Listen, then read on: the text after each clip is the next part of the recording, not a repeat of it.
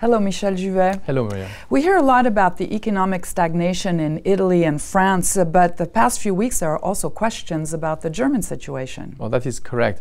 The economic growth in Germany for the second quarter compared to the first quarter was negative. And if you look at an annual basis, the growth was only 1.2%, which is not so different from the French or the Italian growth. So Germany is slowing down. Is it becoming one of the bad elements, if I can use that expression? You could say it this way, but it is true that the average economic growth in the Eurozone is moving downwards. Is this worrisome because Germany has always been the motor of the European economies? Yes, you're right, and one tends to say that when Germany is going well, everybody goes well. But today, the thing which is very interesting is since the beginning of the year, Germany has no more trade surplus vis-à-vis the Eurozone. It is a trade deficit. It is the first time. And if we look at Italy and France, the German trade surplus is shrinking as well very fast. That means the German imports from France and Italy are rising, and that means Germany is still drawing economic growth for France and for Italy. So the economic downturn in Germany is not something we should worry about? No, it's not actually a worry, as we've said it, and probably it is a chance as well for the Eurozone. Why is that?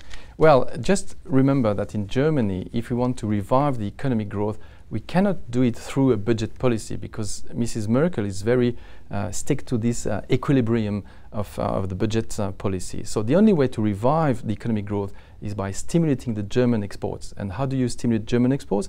By making the euro weaker. Can you explain that a little bit more? Yeah, the German economy is an export-oriented economy. And the German exports to the rest of the world is about 20% of the German GDP. So it's a lot of money.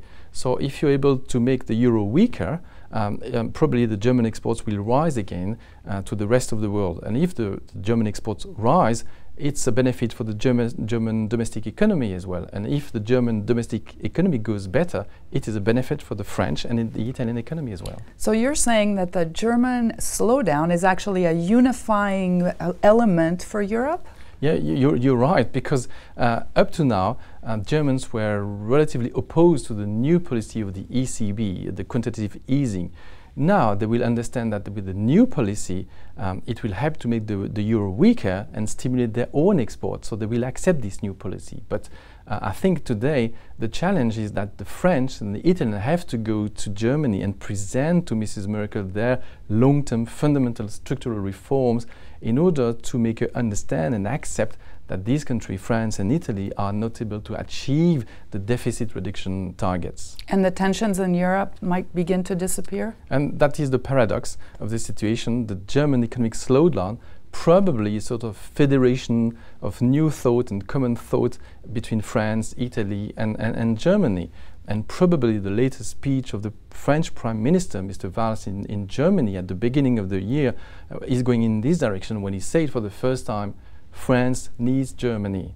And yes, I think he can rely on Germany. Thank you very much, Michel Juvet. Thank you.